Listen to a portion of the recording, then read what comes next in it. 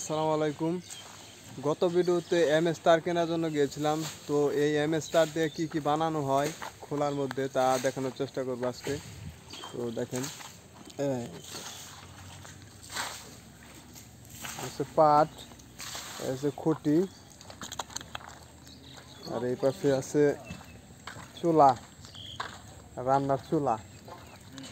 এগুলোর পাশাপাশি এখানে তৈরি করা হয় 6 ফুট খুঁটি থেকে 14 ফুট খুঁটি পর্যন্ত অর্ডার নেওয়া হয়।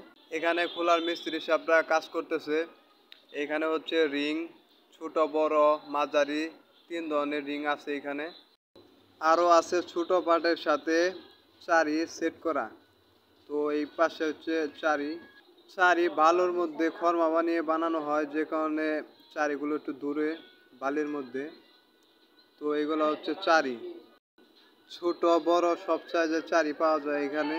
এটা হচ্ছে বড় চারি, আর এগুলো হচ্ছে ছোট ছোট পাটের সাথে সেট করা একদম।